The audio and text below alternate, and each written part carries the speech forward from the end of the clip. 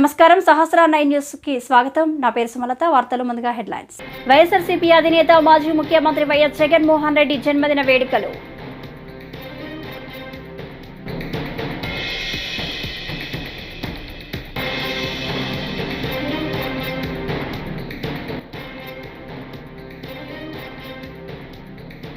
నా తండ్రి పేరు చెప్పుకొని ఇక్కడి వరకు రాలేదు, నిప్పులు చెరిగిన రేవంత్ రెడ్డి.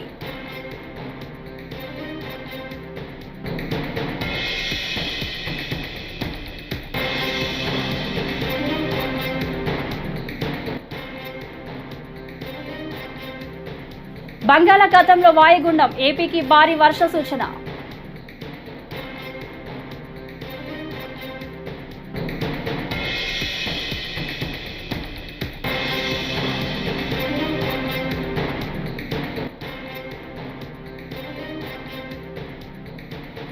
మిషన్ భగీరథలో 1000 కోట్లు తీసేశారు మంత్రి కోమటిరెడ్డి.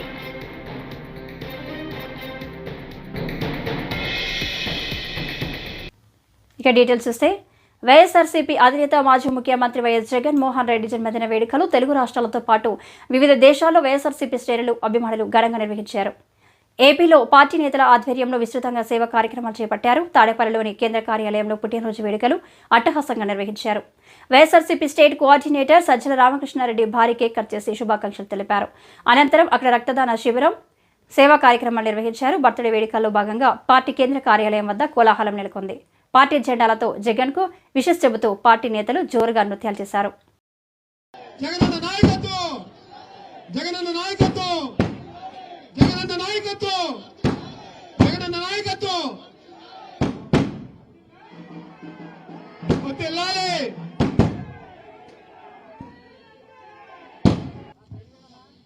ఈరోజు మనందరికీ పండగ రోజు. మనమంటే ఇక్కడ ఉండే వాళ్ళం కాదు, రాష్ట్రంలోనూ, ఉభయ తెలుగు రాష్ట్రాల్లోనూ, అలాగే దేశమంతటా విదేశాల్లో ఉన్న కోట్లాది మంది ప్రజలకు, వైఎస్ఆర్ అభిమానులకు, జగన్మోహన్ రెడ్డి గారి అభిమానులకు కూడా ఈరోజు పండగ దినం. ఈరోజు మన జగనన్న పుట్టినరోజు. జగనన్న అనగానే జగన్మోహన్ రెడ్డి గారు అంత పెద్ద పేరు అక్కర్లేకుండా మనకు మన ఇంట్లో మనిషిలాగా కనిపించే మన జగనన్న, ఆయన పుట్టినరోజు మనకు పండగ రోజు. ఎందుకంటే ఆయన మన అందరికీ, లక్షలాది మంది వైఎస్ఆర్సీపీ కార్యకర్తలకు, అలాగే కోట్లాది మంది అభిమానులకు గుండె ధైర్యం, గుండె చప్పుడు, ఒక ఆత్మస్థైర్యం. పార్టీగా రూపం దిద్దుకోవడానికి ముందు నుంచి కూడా ఒక విలువలకు కట్టుబడిన నాయకుడిగా, ఒక నిబద్ధతతో రాజకీయాలు చేసే నాయకుడిగా తన ప్రస్థానం మొదలుపెట్టిన జగన్మోహన్ రెడ్డి గారు కేవలం 10 ఏళ్లలోనే ఒక విజనరీగా తాను ఏది అనుకుంటున్నాడు. బీఆర్ఎస్ వర్కింగ్ ప్రెసిడెంట్ కేటీఆర్ పై ముఖ్యమంత్రి రేవంత్ రెడ్డి నిప్పులు చెరిగారు. తండ్రి పేరు చెప్పుకొని తాను ఈ స్థాయికి రాలేదని చెప్పారు. ఒక్కొక్కడిని తొక్కుకుంటూ ఇక్కడి వరకు వచ్చానని అన్నారు. రైతులను ఆదుకోవడమే తమ ప్రభుత్వ లక్ష్యమని చెప్పారు. రైతు బంధు అమలులో గత ప్రభుత్వం నిర్లక్ష్యంగా వ్యవహరించిందని విమర్శించారు. శాసనసభలో మాట్లాడుతూ ఆయన ఈ వ్యాఖ్యలు చేశారు. రియల్ ఎస్టేట్ వ్యాపారులకు, పారిశ్రామికవేత్తలకు సాగులో లేని భూమి రైతులకు కూడా రైతు బంధు ఇచ్చారని మండిపడ్డారు. ऐसे चीज़ों में हम लोग जब पुलिस इन्वेस्टिगेशन चल रहा है तब हम ज़्यादा जानकारी नहीं लेते, और बाहर भी हम कुछ बोले तो अब जो इंक्वायरी ऑफिसर के ऊपर कुछ प्रेशर भी आके इंक्वायरी ऑफिसर हम जो कहा वो हिसाब से इंक्वायरी हो रहा है बोल के, ऐसे कोर्ट में भी इन लोग एडवोकेट लोग कुछ ऐसा लेते बोल के हम लोग कुछ नहीं कहा.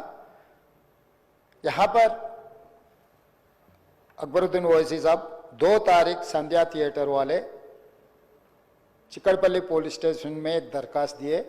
4 तारीख पुष्पा 2 रिलीज होने वाले हैं. 4 तारीख हीरो, हीरोइन और फिल्म प्रोडक्शन के स्टाफ सब लोग आ रहे हैं, आप बंदोबस्त दे दो. 3 तारीख चिकड़पल्ली सर्कल इंस्पेक्टर ये जवाब दिए, रिटर्न रिप्लाई, कि भाई ये संध्या थिएटर ये अगल बगल में पूरा रेस्टोरेंट से, दूसरे थिएटर से एंट्री एग्जिट एक ही है। कोई भी सेलिब्रिटी आए तो इससे पहले भी कुछ ऐसे दिक्कत हुआ।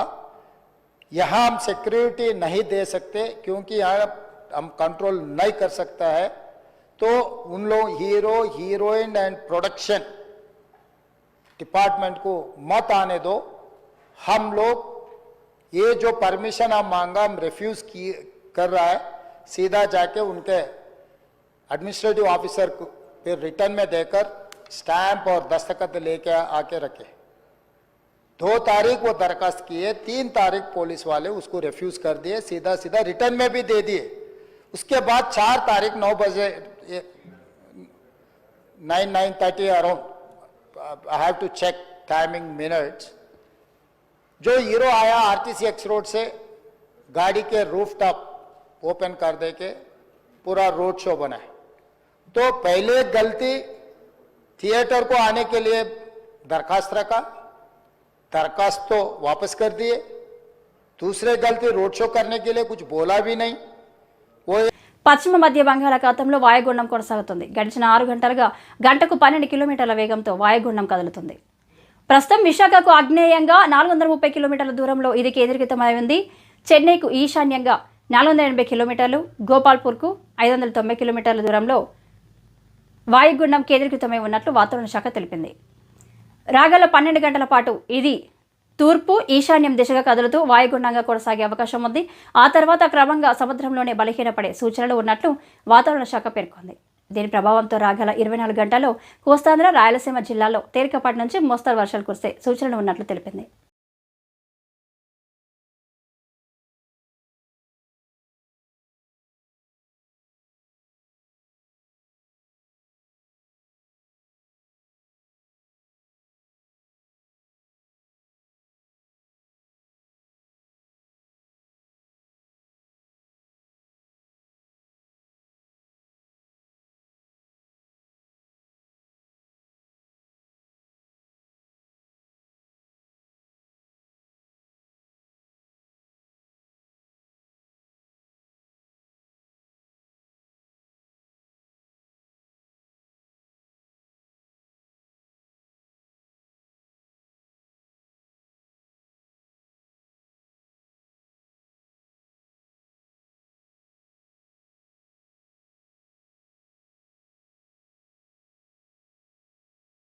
ఉచిత విద్యుత్ పేటెంట్ కాంగ్రెస్ దేనని మంత్రి కోమటిరెడ్డి వెంకటరెడ్డి అన్నారు. శాసనసభలో ఆయన మాట్లాడారు.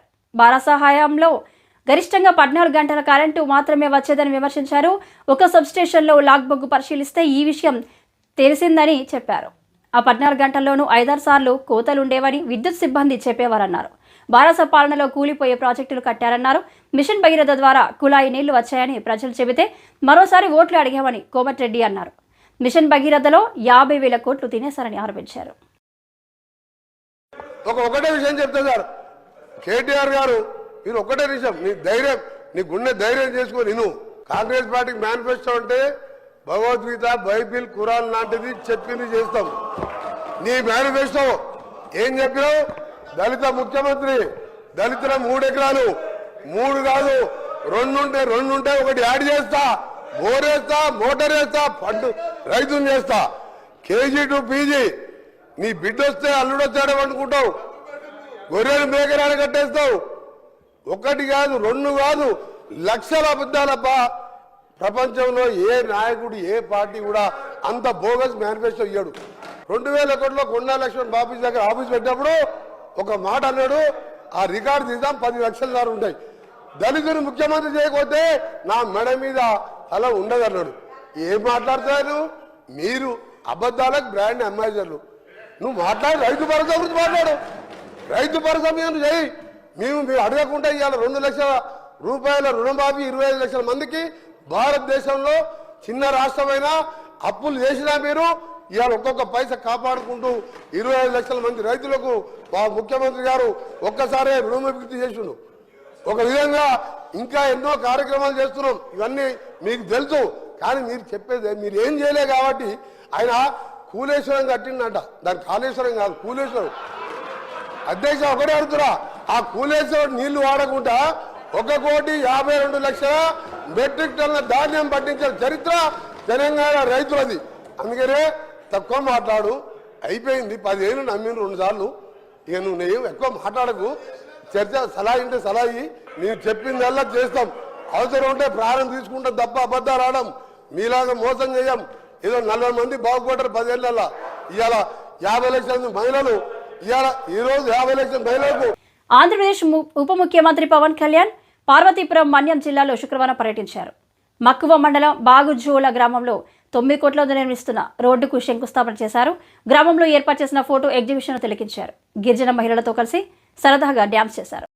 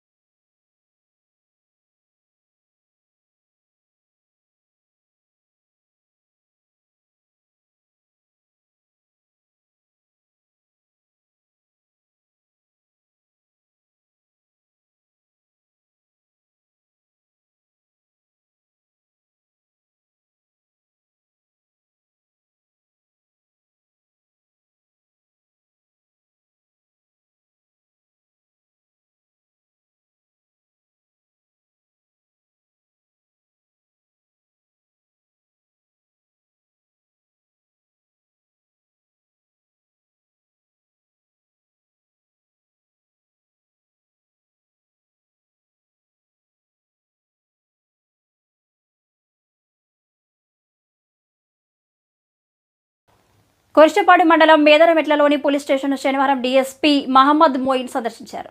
తొలుత ఆయనకు సీఐ మల్లికార్జునరావు, ఎస్ఐ మహమ్మద్ రఫీలు ఘనంగా స్వాగతం పలికి గౌరవవందనం చేశారు. అనంతరం డీఎస్పీ స్టేషన్లో పలు కేసులకు సంబంధించిన రికార్డులను పరిశీలించారు. కేసుల పురోగతిని గురించి అడిగి తెలుసుకున్నారు. అనంతరం సిబ్బందికి పలు సూచనలు చేశారు.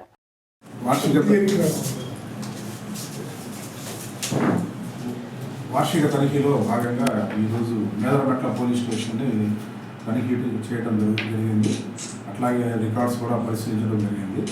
పాత పెండింగ్ కేసులు కానీ, రోడ్ యాక్సిడెంట్ కేసులు, డిటెక్ట్ కానీ, ప్రాపర్టీ అఫెన్సెస్ గురించి ఇందుకు దాని యొక్క కారణాలు అవి ఇవి విశ్లేషించడం జరిగింది. ఆ యొక్క కేసు యొక్క సిడి ఫైల్స్ చూడటం జరిగింది. అట్లాగే యాక్సిడెంట్స్ తగ్గించడం కోసం హైకోర్టు ఉత్తర్వుల మేరకు ఈ హెల్మెట్ డ్రైవ్, తర్వాత ఈ మోటార్ వెహికల్ యాక్ట్ ఇంప్లిమెంటేషన్ కోసం ఏమేమి చర్యలు తీసుకోవాలనేది సిబ్బందికి వాళ్ళందరికీ తెలియజేయడం జరిగింది. అట్లాగే మా బాపట్ల ఎస్పీ గారి ఉత్తర్వుల మేరకు కూడా ఈ యాక్సిడెంట్స్ గురించి ప్రజలకు అవగాహన కల్పించడం కోసం సదస్సులు కానీ, తర్వాత బైక్ ర్యాలీస్ అవన్నీ కూడా ఏర్పాటు చేస్తూ ఉన్నాము. దాని మీద మా పోలీస్ సిబ్బంది వాళ్ళందరితో కూడా తగిన సూచనలు సలహాలు ఇవ్వడం జరిగింది. వైసీపీ అధినేత మాజీ ముఖ్యమంత్రి వైఎస్ జగన్ జన్మదిన వేడుకలు కాకినాడ వైసీపీ పార్టీ కార్యాలయంలో శనివారం ఘనంగా జరిగాయి. కాకినాడలో జరిగిన వేడుకల్లో వైసీపీ నాయకులు, జగనన్న అభిమానులు పెద్ద ఎత్తున పాల్గొన్నారు.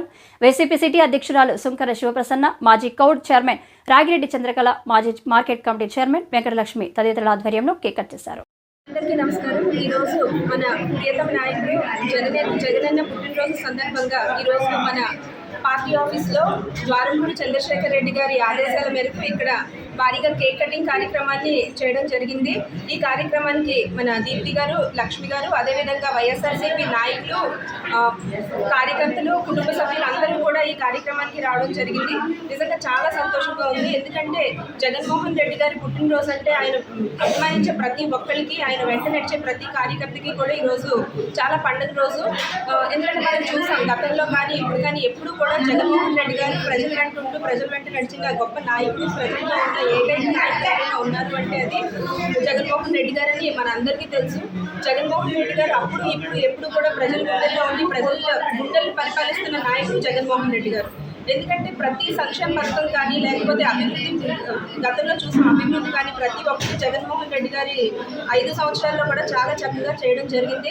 మరి జగన్మోహన్ రెడ్డి గారు ఎప్పుడు ఆయుర ఆరోగ్యాలతో నిండు నూరేళ్లు సంతోషంగా ఉండాలని చెప్పి కాకినాడ పట్టణ ప్రజలందరూ తరఫున, వైఎస్ఆర్సీపీ పార్టీ తరఫున, కాకినాడ వైఎస్ఆర్సీపీ సభ్యుల తరఫున కోరుకోవడం జరుగుతుంది. ఆ భగవంతుని ప్రార్థించడం జరుగుతుంది. జగన్మోహన్ రెడ్డి గారు ఎప్పుడు సంతోషంగా ఉండాలి, ఆయురారోగ్యంగా ఉండాలి. జై జగన్. గౌతమి సూపర్ బజార్ వ్యవహారంలో అవినీతి జరిగితే నిరూపించాలని వైసీపీ నాయకులు బిల్డర్ చిన్న గేడి అన్నపూర్ణరాజులు పేర్కొన్నారు. శుక్రవారం రాజమండ్రిలో వారు మీడియాతో మాట్లాడుతూ టీడీపీ అధికారంలో ఉంది కాబట్టి గౌతమ్ సూపర్ బజార్ వ్యవహారంలో 5 కోట్లు అవినీతి జరిగితే విచారణ చేపట్టి చర్యలు తీసుకోవాలని డిమాండ్ చేశారు. మాజీ ఎంపీ మార్గాని భరత్ రాజమండ్రిని ఎంతగానో అభివృద్ధి చేస్తారని పేర్కొన్నారు. ఇది ఎంతవరకు కరెక్ట్ ఒకసారి మీరు కూడా ఆలోచించండి. ఒక్కటే షూటింగ్ అడుగుతున్నాము ఆదివాసీ గారిని దయించి ఎమ్మెల్యే గారు మిమ్మల్ని అడుగుతున్నాం మేము షూటింగ్ అని. మరి మార్గాని భరతరామ గారు గౌతమి సూపర్ బజార్లోని 5 కోట్లు స్కామ్ జరిగింది అంటున్నారు. మరి మీరు ఆ రోజు 5 కోట్లు స్కామ్ జరిగినప్పుడు ఎందుకు పోలీస్ స్టేషన్లో మీరు కంప్లైంట్ ఇవ్వలేదని మేము అడుగుతున్నాం. ఎందుకు పోలీసు వారికి తెలియపరచలేదని మేము అడుగుతున్నాం. మరి పోలీస్ స్టేషన్ కంప్లైంట్ ఇచ్చి మరి మీరు కేసు పెట్టాలి కదా, కేసు పెట్టి మరి మీరు అరెస్ట్ చేయించాలి కదా, మరి మీరు దేనికి చేయలేదని అడుగుతున్నాం మేము. మీరు కొన్ని మాటలు మానుకోవాలి మీరు దయించి. అలాగే మాట్లాడతాం మరి అప్పచెప్ప గారు వచ్చి ఏదేదో మాట్లాడుతున్నారు, మరి అది కరెక్ట్ కాదు అది. ఎందుకంటే ఈ రోజు చూసి ఏలూరు ఈ నెల 14న జూట్ మేలో ఫ్లైఓవర్ బ్రిడ్జ్ పిల్లర్ నంబర్ 39 దగ్గర జరిగిన మర్డర్ కేసులో నిందితులను ఏలూరు పోలీసులు శనివారం అరెస్ట్ చేశారు. ఈ సందర్భంగా డీఎస్పీ శ్రావణ్ కుమార్ మాట్లాడారు. ఆ అమ్మాయిని ప్రేమించి పెళ్లి చేసుకుంటానని అమ్మాయి తండ్రిని అడగగా ఆ అమ్మాయి మైనర్ అవ్వడంతో తండ్రి నిరాకరించగా కొన్ని రోజుల తర్వాత ప్లాన్ చేసి అమ్మాయి తండ్రిని నాని అనే వ్యక్తి హత్య చేశాడని అన్నారు.